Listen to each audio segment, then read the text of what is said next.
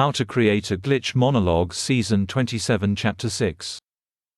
This is Season 27 of How to Create a Glitch in the Matrix Monologues Episode 6.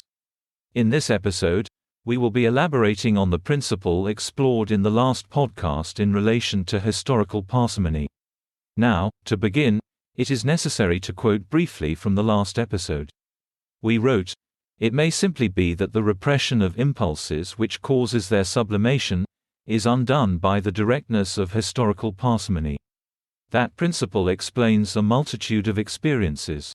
Although parsimony does not describe the path of history on a macrocosmic scale, it does explain the processing of dissonant consensualities and their replacement with non-consensuality. To take an example from an earlier season, imagine that you are in a courtroom. You are on one side of a dispute. As part of this dispute, you have a dissonant recitation of the facts underlying that dispute with the opposing party. Fundamentally, you cannot agree on something, but the root of this disagreement is what actually happened to lead up to it. You exist within a dissonant consensuality, as does your opponent. The court must impose an order, a judgment to determine first what actually happened, and second, what should be done about it. That order imposes a non-consensual reality. Now, the principle explained in the last podcast suggests that factually, the judge's decision will reflect impulses expressed as if they were never inhibited. There is no nuance to parsimony. If you drank an orange energy drink, then you always intended to drink an orange energy drink. But our analysis of disappearing object phenomenon also tells us that the path of our consciousness, preserved in our memory, need not always be the same as that preserved by parsimony. Dissonant consensualities exist in the present, historical certainties exist in the non-consensual past. Which is to say, that the processing of a court system follows the parsimonious path, independently of the recollection of a dissonant consensuality. Thus, who wins in the judge's decision? Perhaps deference is nothing more or less than purely historical parsimony. The pathway represented by the dissonant consensuality is convoluted. That convolution generates impulse suppression.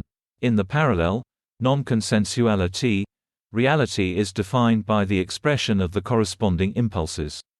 The directness of those impulses simplifies the path. Just as disappearing object phenomenon shows us that history often does not reflect a consensuality comprised of inhibition, so too can we see that maintaining a dissonant consensuality through multi-contextuality leads to path convolution. To put it another way, the root of a dissonant consensuality will always be the least parsimonious path. Just as the pathway of history reflects the most parsimonious pathway.